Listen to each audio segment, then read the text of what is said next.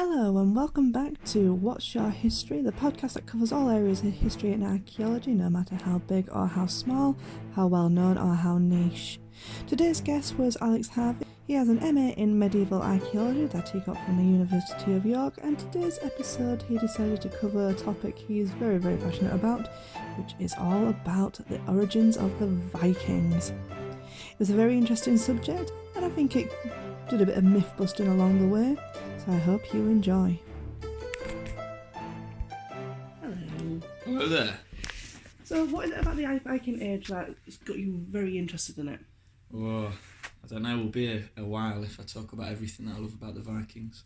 For me, they're a very unique portion of the early medieval world. They connect the east and the west, from like Ireland as far as Baghdad, where everyone else, they were trading internationally, but they were doing so a little bit more insularly than the Vikings, owed to their superior marine technology that allowed them to sail greater distances. Yeah. They also broke new frontiers. They discovered Iceland, Greenland. Well, I say they discovered Greenland, there were people there already, but they were the first Europeans there, as well as America. So yeah, very inspiring people, and I think their culture is quite interesting. And well, I might call them Vikings in this podcast. The correct term would be early medieval Scandinavians. However, that is a big mouthful. Yes. And I can't always be bothered to say that. Yeah, in all fairness, a lot of people, even when you see programmes and stuff, they always do, I am a Viking. It's like, no, that means you are a raider. Yeah, it's a job description, and we don't even know if they would have referred to themselves as such. Yeah. In fact, the origin of the word Viking, we're still unsure on. It may be a sort of denomination of a geographical descriptor. There's an area in southwest Norway along the fjords called the Vik or the Viken, and a lot of raiders would have come from there. Indeed, some of the first raiders we know came from Hordaland, which is in southwest Norway, near the aforementioned location. So maybe a Viking is someone from a fjord who goes raiding. But then another theory is that it comes from the word Viking, which is spelled W-I-C-I-N-G, so similar to Viking, and that means to trade along the coast, and that word comes from Frisia, which is modern-day Netherlands. Oh. So you never know, really. Oh. And obviously when it comes to the Vikings, at least hitting Britain, the first apparent written account of them hitting Britain is when they hit Lindisfarne. Do you feel that's right, or do you think there's more evidence to prove against that? Or there's 2 or 3 written accounts from that period. One, the most famous of which, the most renowned, is the 793 account of Lindisfarne. This comes from the monks themselves who were raided on the 6th of June of that year. And they're obviously victims, so they're not going to paint them in a very good light. No. From their perspective, these people came out of nowhere speaking a language they didn't care to understand, and they just killed them and nicked all their money. But about 3 years before then, or maybe 5, depending on which version of the Anglo-Saxon Chronicle you read, in 789, there is a bit of a conflict on the south coast of Portland, near Dorchester.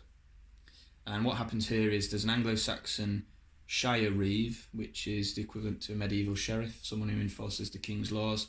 He comes down the beach and he sees 3 longships filled with Norwegians from Hordaland, which I just mentioned. And he wants them to go and trade at a specific place where they can be taxed by the king. They're like, dude, no chance. So they kill him. And this, as far as we know, is a one-off altercation on a beach. And later on, whoever's writing the Anglo-Saxon Chronicle, because it's a number of different annalists, they go back and edit this mention, and they say, this is the first time Danes came to these shores. A, they're probably not Danes, they're Norwegians, and B, that's also probably not true. There's a mention the year before Lindisfarne in Mercia, which, without having a map, obviously, because this is a podcast, if Lindisfarne is in the north, Mercia is beneath that, near Birmingham area. The king of Mercia, Offa at the time, says that we need to strengthen our churches against roaming bands of pagans in ships. I mean, obviously that's in reference to longships. I fail to see who else that could be. Maybe Frisians, who are Dutch, but it's presumably the Vikings. So that's a year before Lindisfarne, and this most powerful king in England at the time is talking about how we need to strengthen religious strongholds against Viking incursions. So they clearly have happened before Lindisfarne. Lindisfarne, however, was a really big site. Monastery of St Cuthbert's there. Hugely famous saint is interred there. Loads of money. And it's located in Northumbria, which at the time was a huge centre of religious learning. So Lindisfarne being hit is big news, whereas all these, say, like little Pictish monasteries up the coast of North Scotland, no one really cares if they're hit. They may not have even been writing about it, and that news might not have even reached the courts of whoever was writing the Anglo-Saxon Chronicle. So raiding in England, to answer that question, probably started from 750 onwards. We have archaeological evidence of Norse settling in Shetland from about 750 onwards in primitive farms, and they've probably migrated from Norway, set up shop in Shetland, at first to trade and farm with the local sort of Iron Age Pictish population, but it is possible they use Shetland as a bit of a springboard to then make forays into the Hebrides, North Scotland, and then later Lindisfarne. We just don't know. I doubt we'll ever know, but you can be safe to assume raiding in the British Isles starts a bit earlier than 793. Yeah. So one of the things, because Vikings seem to be everywhere at the moment, there's like loads of programmes about them everywhere. God of War. All that sort of stuff. I think a lot of introduction to the Viking period for a lot of people is the History of Vikings programme. What's your thoughts on that? That was actually my introduction to it as well, and that's what got me into it. So I do really appreciate it as a introduction, but that's all it should be, because you do even a little bit of sort of studying about the Vikings. You don't even have to do it professionally. Just read a book or something, and you'll go back and watch that show, and you'll think, okay, it's playing fast and loose here. But what Vikings is trying to do sometimes is follow the sagas, which are not fictitious. They're not historical accounts. They are fictitious references to people who may or may not have existed. Yeah. Some people probably did exist, but their feats and achievements are combined with other people to make them look better. Ragnar Lothbrok, the main character in Vikings, he's personified as like this sort of maestro type. All the other Vikings are boring and the same. All they want to do is raid east, whereas Ragnar's the first guy in the world to think, there might be something west. That was my introduction to the Vikings. So I sort of started studying them, thinking, maybe they were really sort of detached in Scandinavia. They didn't know what was going on in the rest of the world, and they just stumbled across it and then started raiding. Couldn't be further from the truth. Scandinavia had a number of what we call emporia, which are sort of coastal trading sites, sometimes along rivers. They had loads of them in Denmark, Norway, Sweden. Some examples that come to mind at the start of the Viking Age would be Ribe, which is a seasonal market town in central Jutland, which is the main island of Denmark. There's also a place called Helgo in the Great Lakes of Sweden, and then later that is annexed into a larger town called Birka. So these are big trading towns, and they've got loads of goods from North Europe, Frisia, what became the Kiev and Rus later, so Ukraine and Latvia and the Baltic states. They've got goods from all over there, as well as fur from Finland, which is then being traded with the rest of Europe. So they're already intimately familiar with the rest of the world. And it is likely that the increase in money generated from a lot of these coastal trading sites, not just in Scandinavia, but across the North Sea trading zone, which is Netherlands, France, England. They've all got these trading outposts along them. And as more and more people visit them, more and more money is generated, and that money is either kept there or it is redistributed between local economies, such as at monasteries. So what is a culture that trades among all these posts over generations going to do when they need a quick source of income? They're going to be like, I know over there in York they've got loads of money and it's all going to this monastery, so let's hit it up and nick it all. So there you are. Yeah. No, I must admit, we've been very fortunate in York to find Viking remains, like housing and stuff like that, materials. You work in a museum, I'm not going to say which one, but you work in a museum. Out of all the stuff that has been found, what would you say is one of your top three? What would you say is your top three things that have been found to kind of talk about the more human side of the Vikings? I mean, I know because everybody seems to portray them as always this rough and ready person who's just going to come and raid. Okay, that's a good question. Top 3, off the top of my head.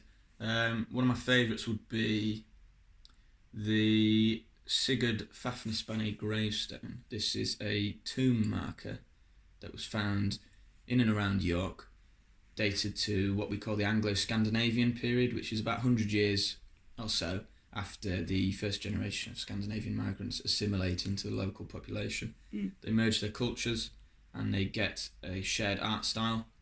And this gravestone in particular, it depicts Sigurd the Dragon Slayer, who kills Fafnir, who's this big dragon in Norse mythology. But it's on a Christian tombstone. Grave marker, sorry. And it would have been in a churchyard.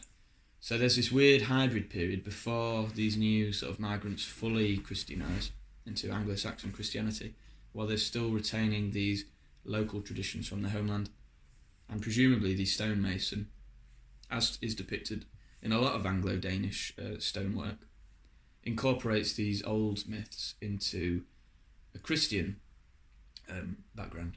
In a way to perhaps convert people, or to say, hey, we're not so different, you and I. Look, we've also got Sigurd the Dragon Slayer, except Jesus is also there.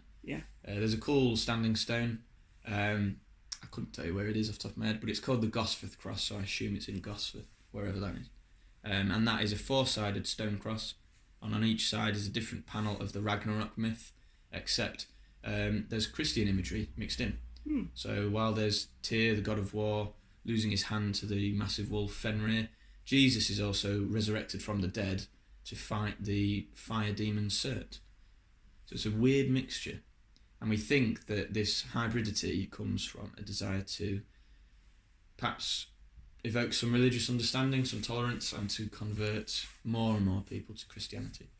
Because Christianity, this goes back to the Vikings TV show, nowadays, obviously, we view it very cynically because we're no longer a religious world, at least not in the Western world. And Christianity, we see it's got a lot of money, and perhaps like a lot of rich communities, they don't do as much as they could to help out the world. So we view Christianity, or at least a lot of us tend to view it negatively, and that bleeds back into historical dramas like Vikings, and especially The Last Kingdom, where they portray every Christian as this sort of snivelly, money-hungry fiend. I'm sure they were, some of them, but when you look at Christianity from the POV of like an early medieval peasant or even like a regular person, it's really hopeful. It's a really nice faith. Sure, people used it to provoke wars, but who didn't? And Christianity's talking about, if you do well in this life, you've got eternal peace after you die. Whereas, say, the Norse belief system, because it'd be incorrect to call that a religion, that's very much set in stone. You will die at this day. Nothing you can do can change it. So you may as well have fun and then go and fight in a huge battle after you die. So it's very different, and you can see the appeal of Christianity. So the stone sculpture is my number one item. I also like examples of trade. So there's a silk cap in the Yorkshire Museum that's made from silk from Baghdad, and yet it's in York.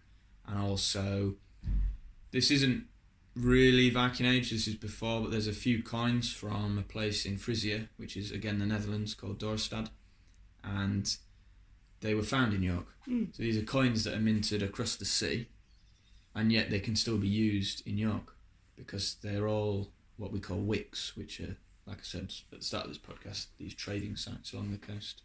So that's the North Sea trade network that I mentioned earlier. So the world of the Vikings, they're viewed as very different to everyone else at the time, but very much aren't. They are pretty much very, very close to where the Saxons came from. The Saxons, of course, migrated to England along with the Angles and the Jutes and the Frisians, and they had a Germanic belief system that was pagan, it wasn't Christian, and they worshipped gods like Woden and Thunor, who were clearly precursors of Odin and Thor, and they used round shields, they used the signature weapon, the sax, which is like a half sword / dagger thing, and they had chiefs, and they lived in halls, and they had, we assume, quite a fatalistic belief system. 200 years down the line, the Vikings come over, and they're very similar. The technology's more or less the same. They have different art styles, but the Saxons have been influenced by what was in Britain at the time, or England, sorry. So the Celtic Church and so on, whereas the Vikings, they have not had that influence, so they're coming over. But if you're in a battle at the time, your Anglo-Saxon mates and the Vikings you're fighting against would have looked very similar. Different hairstyles maybe, different individual ornaments, slightly different art styles, but the weaponry would have been exactly the same. They would have both had round shields, maybe been coloured a bit differently. But it's not so much an us and them at that point. It is an us and them, because they would have, of course, been the enemy, but it's not as clear-cut as these are aliens. We don't know where they're from. Yeah. I think there would have been a continuity of sorts. Yeah. Yeah, no, it is interesting that there is a lot of overlap, and from my own perspective, I get frustrated because it's things are just repeating, and people just try and like fight in a way like the past of what they knew, sort of thing. It's a very interesting thing, but when it comes to the Viking period or the Norse people or whatever you want to refer to them as, it's very interesting because people seem to, because of the technology they had, it seems very primitive in comparison to what may have already been here, but on the flip side it also doesn't. Is there any like things that you know of to kind of... So you're talking about how the perhaps Anglo-Saxon perspective on their world would have been viewing them as primitive. Yeah, that's quite interesting. So that would be an extension of the Christian perspective. So this goes back to sort of modern day perceptions on the Vikings and how the mainstream tends to depict them. It's very much Christianity versus the Norse religion. There wasn't a Norse religion.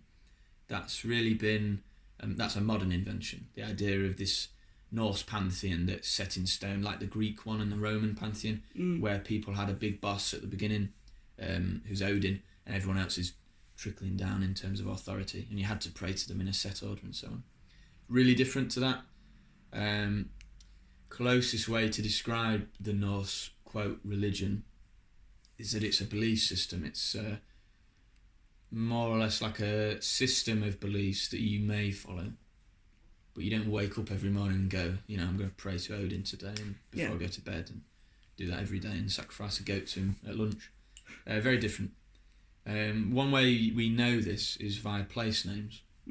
So place names, for those of you who don't know, normally will have roots, or what we call etymologies, where you can trace back how the place name has changed over the last 500,000 years to see where it's likely come from. So in England, obviously, because we're a very old country, we've had a lot of different waves of immigration over the last 2,000 years. You can trace and see what cultures likely influenced or settled in a specific area. You can do that again in Denmark, Sweden and Norway specifically, and some of these place names will sound like specific gods.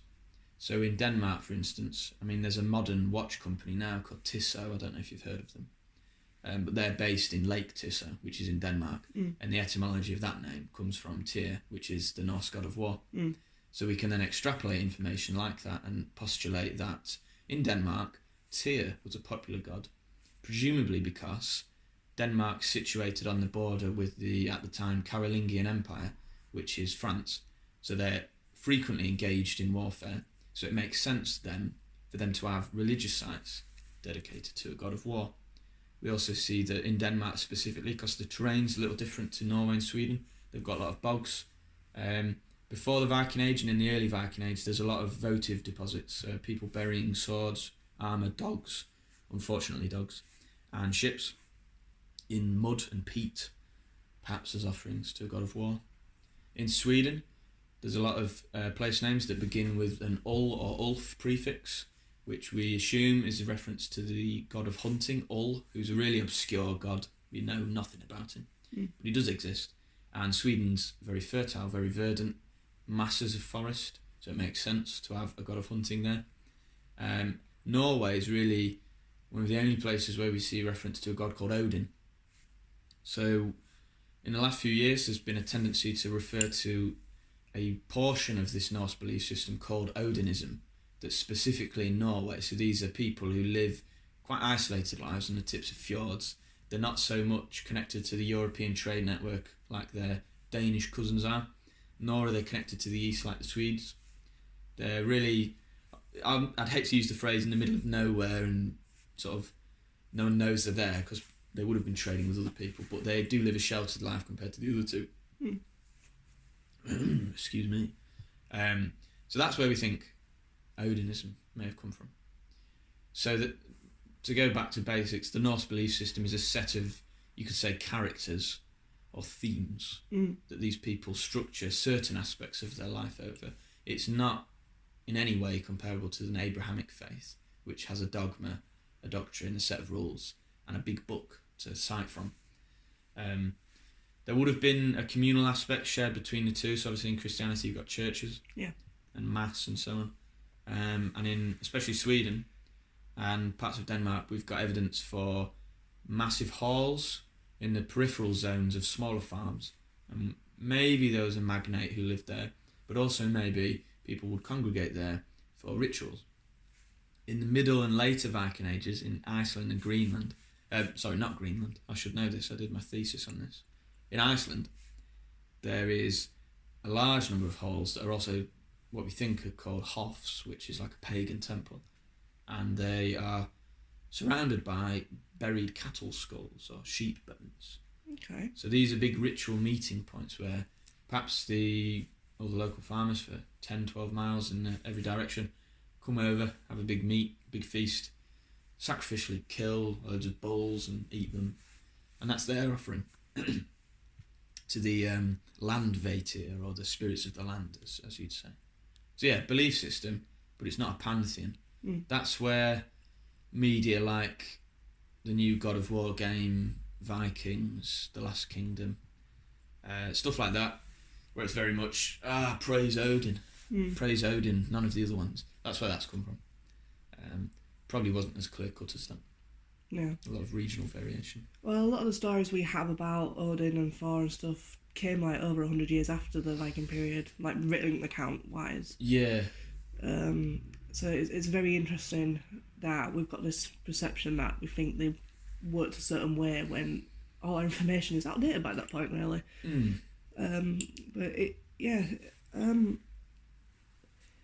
What are your thoughts on the like women going off with them? Like, there's depictions of women that may have been like taken as slaves and stuff. Do you think that was the case, that every woman was taken as a slave, or do you think some of them might have gone willingly?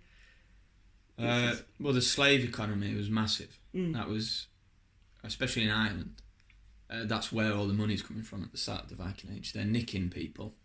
I mean, it's horrible, but they're just rocking up to Ireland and Scotland, stealing masses of people, going back to Northern Europe, then selling them on, and eventually they'd end up in the Arab world, where we've got written records of Arabic individuals saying, these white-skinned slaves are fantastic, keep them coming. Yeah. We'll pay big dollar for them. Or dirhams rather, not dollar. As for whether or not they were targeting women specifically, definitely not. If anything, they'd have probably targeted men, because of course men are naturally stronger. They can thus do more as slaves. It's very difficult to assess the roles of gender in the Viking Age, and indeed any historical society that's not writing anything down. Even the ones that do write things down, you can't always trust them. Women likely had a really significant role in the house. So there's a tendency to say that, and then for people to just assume, alright, so they weren't as good as the men. But it's not as clear cut as that. It wasn't so much a warrior society where people who went off killing were the top dogs. There's an equal amount of responsibility, or near equal, in the running of the house. So while the men folk are off killing and pillaging for 6 months of the year in the summer periods, the women are in charge of all the slaves and the servants. So a really significant role. That's a lot of authority that you don't see represented in other contemporary societies from the time. So like early medieval France and England, very rare do you get instances where women are in those positions of power, apart from in, say, the odd religious monastery or nunnery or so on. As for women fighting, going off and raiding, there's scant evidence for women involved in the military. The number one sort of smoking gun for that is a grave in Sweden in Baker, which is a trading post I mentioned earlier. The grave ID is BJ581, if anyone ever wants to Google it. And it is a female individual buried with a bow, loads of arrows, I think a sword maybe, spear, horse, lots of jewellery. And she's buried alongside a lot of other warriors of horseback in what we think was an area called the Herd, or the garrison barracks of this stronghold in Sweden. So these aren't Vikings, they're not the same people who are off raiding. This is a household military elite in Sweden to defend a town. So very different to Vikings. But there's clear evidence of a woman there who maybe is in a position of military authority.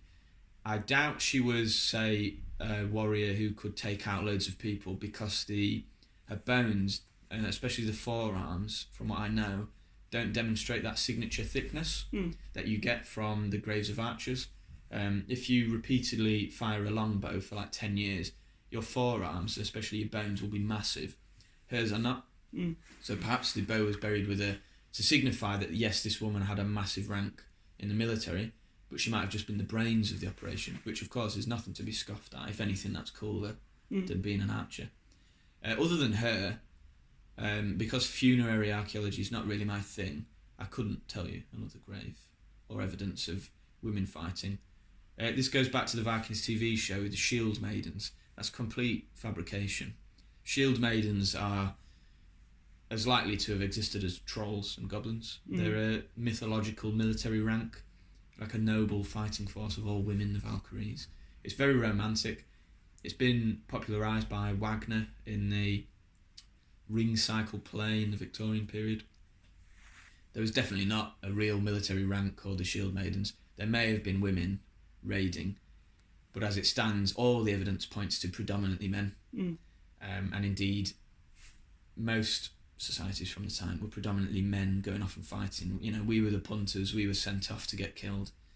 If anything, the women probably had it a much nicer life, to be honest. So, yeah, that's my answer to that question. Fair enough. So you mentioned 2 items that were your favourite to do with the Viking world. What's your third favourite item that's out there? My third favourite? It's probably not a Viking object. It's contemporary with Vikings in York and Yorkshire. It would be the Coppergate helmet. Okay. I think that is an absolutely fantastic piece of history, piece of archaeology even. It's the best preserved Anglo-Saxon helmet in the world. It's similar to the technology the Vikings would have worn, but not almost. Near enough.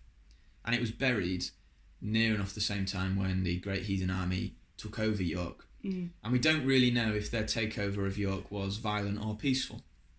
There's a written reference to AD 866, where the 2 warring Northumbrian kings, Aelle and Osbert, are killed in a temporary alliance by Vikings who come in and sweep over the city. And then the Coppergate digs, which from the 70s, they uncovered loads of information about AD 930 onwards. So that interim period is very unknown. We don't know what's really happening in that period, whether or not York was turned into a major urban centre by the Scandinavians and their massive trade network that was much bigger than the Anglo-Saxon one, or if it's perhaps a military camp at the time. That's what I'm doing my PhD on, hopefully. So a little plug there. Oh, that'd be very interesting. In regards to like settling sites and things, I know that the Vikings they would always go to places like were already settled, with maybe the exception of Newfoundland in North America.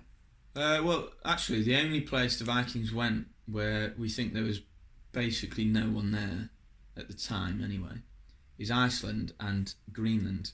Okay. So Greenland's really interesting, but if I just talk briefly about Iceland, they get there probably AD 870. No one really knows. The sagas have a specific year, but let's not look at them for the now. Yeah. Archaeology points to big wave of settlement from about AD 871 onwards, caught in what's called the tephra layer, which is a layer of strata, which of course the funny lines when you dig a hole, that's ashy, because there was a volcanic eruption in AD 871, and above that is loads of settlements. So it has to be after AD 871. But there's also a few farmsteads from before. One that I can't pronounce, so I'm not going to. But there's one in AD 800 that's a massive chieftain's longhouse. And I did part of my thesis on it. It's really cool. It's huge. And it's there about 70 years before everyone else. So multiple generations. And it's repurposed when the next wave of immigrants come. And they turn it into an even bigger longhouse. So there's people in Iceland. They're probably just Norwegians though. There's a few place names in Iceland of coasts off the coast. That doesn't make sense, does it? Islands off the coast. That makes sense. Where we think there may have been Irish monks or the Paypar residing. But there's no evidence whatsoever, absolutely zero evidence that there were Irish monks in Iceland before the Vikings. They may have been there at the same time, brought over as slaves or made their own community. And if they were there before, they did not leave any permanent trace. We've got like the odd stone carving of a cross, but you can't date that, so there's absolutely no way of knowing. Whereas in Greenland, settlement begins about 100 years later, so 970 onwards, or 980. And Greenland, what you've got to remember, is absolutely massive. You can fit multiple Englands in Greenland. It's stupidly big, huge, and the Norse only really settled a few areas along the fjords of the coast. Certain parts of Greenland's coast are inhospitable, especially to their culture, which was not adapted to Arctic life in the same sense the Inuit peoples were. They were adapted because they clearly lived there for 500 years, which, might I add, is longer than the entire United States has been here. And they did better than the United States are currently doing. So they were adapted to Greenland. And when they got there probably weren't that many people already there. We have evidence of a Paleo-Eskimo culture called the Dorset people who were there. But it looks like they were already migrating out back to America, or towards America, before the Norse got there, or around the same time. And then later, about 300 years after the Norse get there, you have waves of immigration from the far north, coming down from Siberia along, the ice and so on, of the Tula culture, which are the Inuits. And they come down, and their way of life in the Arctic is very different to the Norse. They don't have, say, farms where they've got livestock that they bring out at certain times of the year, nor do they make hay to keep and store. They hunt seals by cutting through the ice in holes, whereas the Norse don't do that. They wait for the seals to come up on land and then club them to death, which is a lot less glamorous. So the Inuit maybe out-hunt them, but we don't really know. I don't think we'll ever know to that level of detail. So yeah, Greenland and Iceland are pretty much uninhabited to a degree. Newfoundland's definitely not, because when they get there, there's multiple culture groups already living in Newfoundland and the wider Gulf of St. Meadows, Canada area, which we know the Norse explored. We don't know what culture specifically. There will have been the ancestors of the same cultures that were there in around the 16th, 17th centuries when Europeans started re-exploring the locations and killing them all off with smallpox. There's a number of names for the different cultures, but I don't want to risk butchering the pronunciation, so I'm not going to bother. But if you are interested, there's loads of research online about it. But whatever the case, in Newfoundland, the relations between the migrant Europeans and the natives aren't very good. So the settlement that is there, Landsar Meadows, which was excavated in the 60s, that's very much a temporary way station to repair boats. There's a smithy there, and all the smithy's making is like nails made of bog iron to fix up ships, then send them on the way, either perhaps deeper into Canada to forage for timber and so on, which we've got written records of, or back to Iceland and Greenland. But it's not a base, it's not like a proper settlement. And it's so far away from Scandinavia proper that the logistics of turning the Newfoundland settlement into an actual, colonisation attempt probably would have never happened because it's so far away. Well, cool. Yeah. So my final question before we tie this off is, when would you say is the end of the Viking period? Oh, big one. That really depends where in the world. So, and it also depends how you view the Vikings. The mainstream historians will just clear cut put the Viking Age 793, which is Lindisfarne, to 1066, which is the Battle of Hastings. Mm-hmm. But that's tricky because before 793, as I've discussed in this podcast, and I'm not just talking out my ass, there's loads of research on this, so if you are interested, check out like Neil Price and so on, Soren Sindbeck. These are big name scholars, up and coming, the huge experts of today's age. Before 793, there's loads of evidence for raiding in the east, massive trade networks that weren't there before. Even AD 700, there's evidence for a Swedish raid on an island off the coast of Estonia, which is really cool, really interesting. And before that, there's an island in Sweden called Helgö, which I mentioned earlier. That was a trading site, a seasonal market town from about AD 500 onwards. So this is a full 300 years before the accepted date of the Viking Age. And the the archaeological finds there include a Buddha from India. So it's absolutely fantastic. When I found that out, I was like, what? No one's talking about this. Of course, people are talking about it. It's just not as interesting as the war and so on. Yeah. The warfare.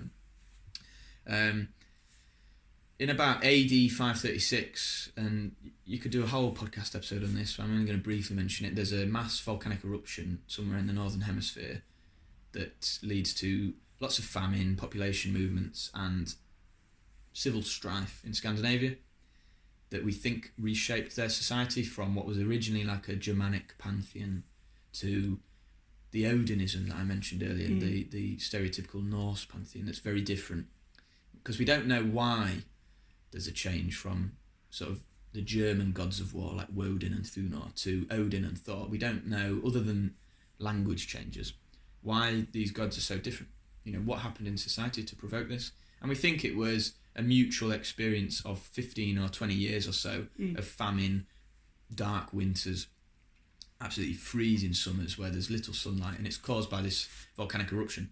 That's Neil Price's theory, and that's all about the origin of the Ragnarok myth, which bleeds into the mindset of the Viking Age. So I'd say the start is 536 AD for me. I'd happily say that.